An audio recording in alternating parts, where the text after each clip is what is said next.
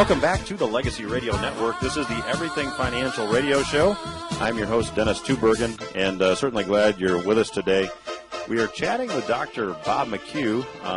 Bob is probably, as I said, there's probably no probably about it. He is the hardest working technical analyst that I know.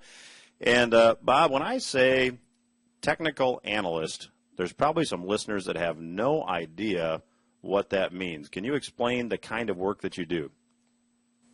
Sure, Dennis. What technical analysis really is it's a science that has discovered that the markets contain all information known to all human beings on Earth at any moment and any time. And the accumulation of all that information and all that knowledge throughout the globe is concentrated and determines the prices of markets, determines whether they rise or fall on a moment-by-moment, day-by-day, week-by-week, month-by-month basis. With the combination of all this information striking the markets at any instant in time, the interesting thing is there's a psychology. There's a psychology of men, a psychology of mood, a mass psychology of the group that actually determines whether the market's going to rise or fall. And this mass psychology can be measured with what we call technical analysis, which is charts and patterns and indicators that we calculate and follow based upon price movements, volume movements, and so on. And what happens is we find out that the market actually has a language, that the market is telling us exactly where it's headed next, because it can take a look at the psychology profile of previous movements and using patterns predict where it's going to be going next.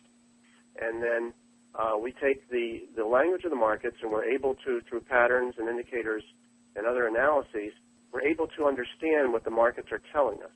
We're able to understand that the markets are saying I'm going up now, I'm going down later, and then I'm going to go up again, or I'm going down hard, or I'm going to go down mildly, or I'm going to go sideways for a while. These are predictable movements, and we're able to forecast the future in markets using technical analysis. Fundamental analysis is the presentation of historical news events, historical economic statistics. It measures the past, but it doesn't have a real good forecasting ability to it. It's more dealing with the previous movements of the markets rather than what's coming next. So that's the big difference in my view.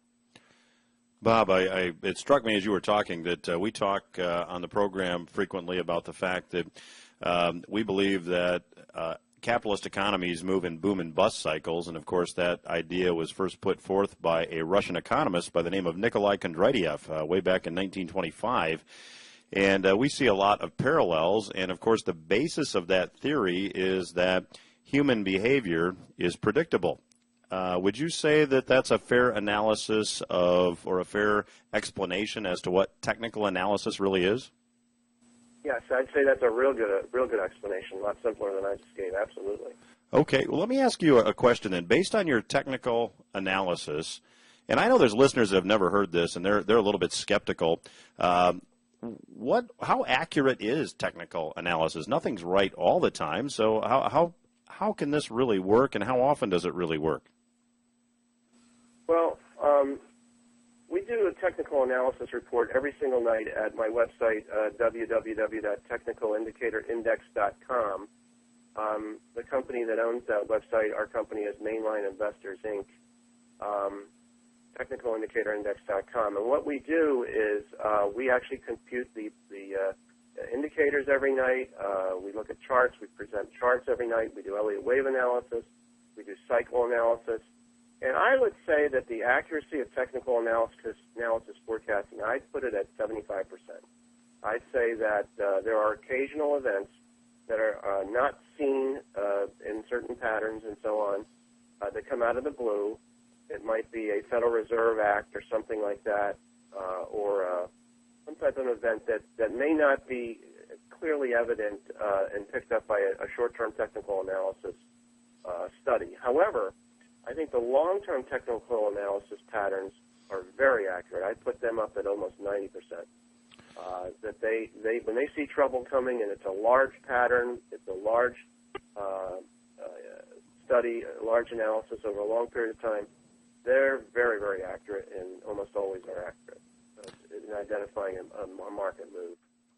And I'll remind the listeners that, Bob, you do have some great articles and some great information on your website, and I'd encourage the listeners to go there and check it out.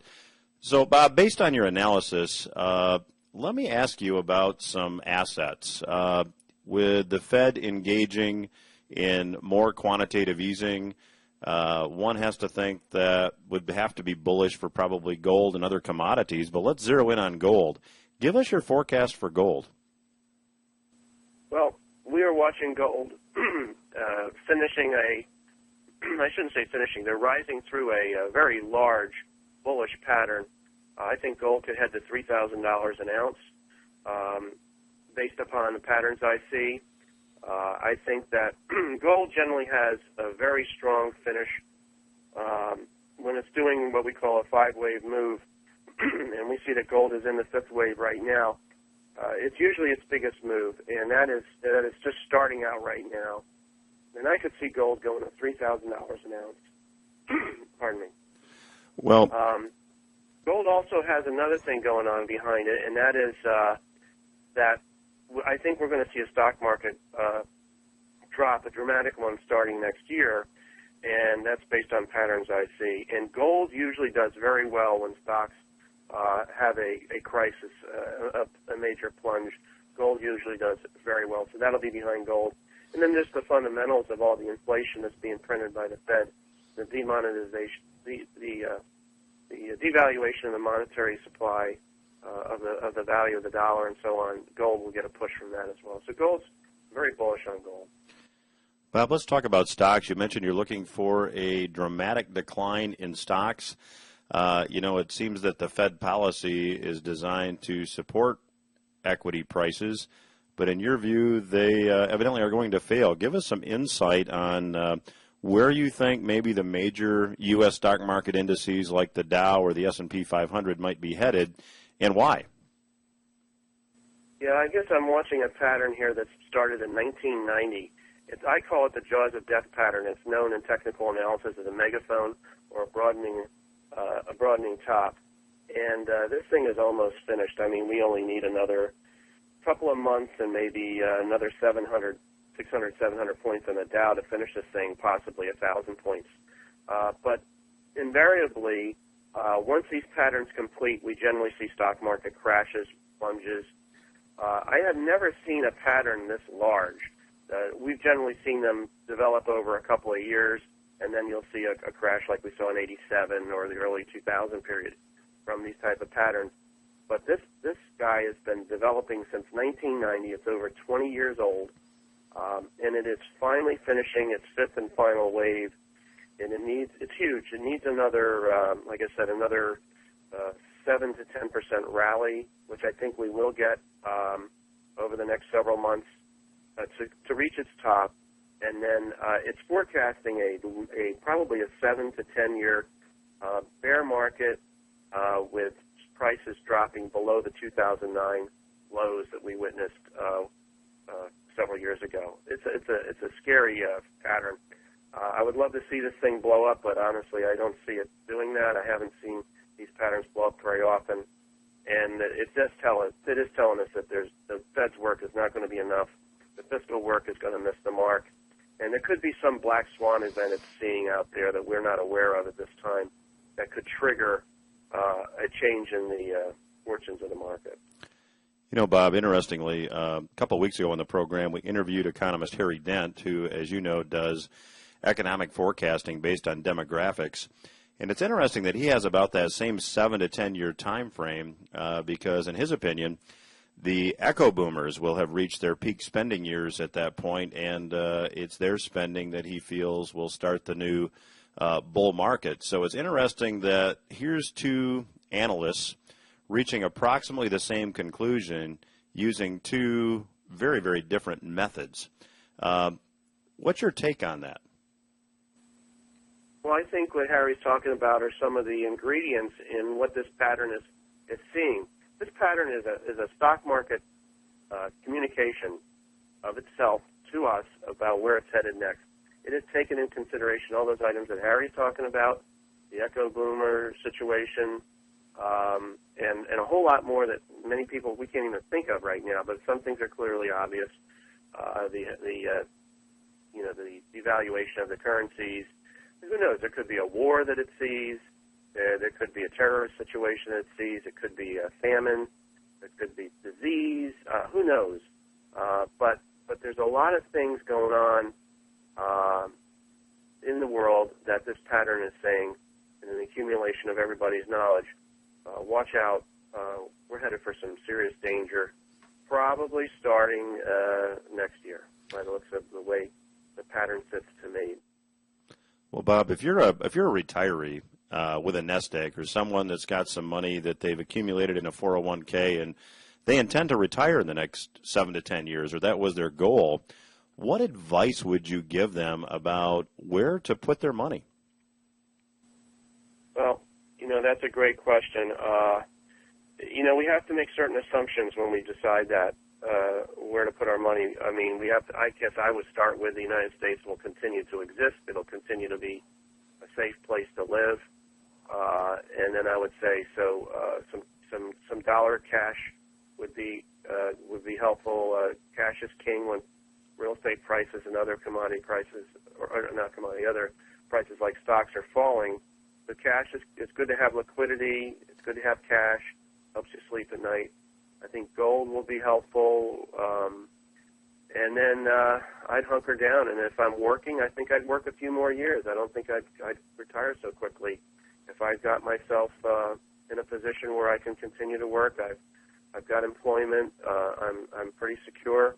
I don't think I'd give that up because it's going to be hard to find work when the market starts changing, the economy starts changing for the worse over the next couple of years. So I would say continue to work, build up cash balances, get rid of debt, and have a little bit of gold. In the outside event that gold spikes to $3,000 an ounce, it'll protect you against some more devaluation of the dollar. Or if there's some strange event that occurs where the dollar isn't worth what it used to be because they're changing the currency or something, gold will be of value to convert to whatever new currency comes along. Bob, I guess in the last bit here of our interview, I'd like to first have you give your website again, and I would encourage folks to go there and nose around. There's a lot of good information there, some good articles there. Also, we've got this phenomenon of quantitative easing or money printing taking place all around the world. There is not a currency in the world tied to anything tangible like gold. Do you see the gold standard maybe reemerging at some point? I do. That may be the ultimate solution to get us out of the coming bear market, this coming 7 to 10 year horrible period. The solution out of that may be to value gold at $10,000 an ounce and back the U.S. dollar with it, and take some kind of an event like that to stabilize currencies.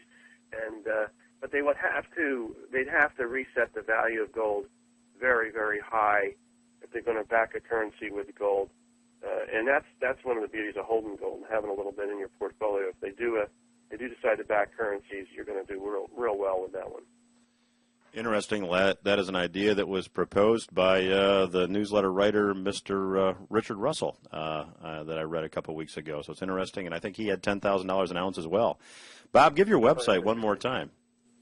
Sure. Thanks, Dennis. It's www.technicalindicatorindex.com, technicalindicatorindex.com. We offer a free 30-day trial subscription.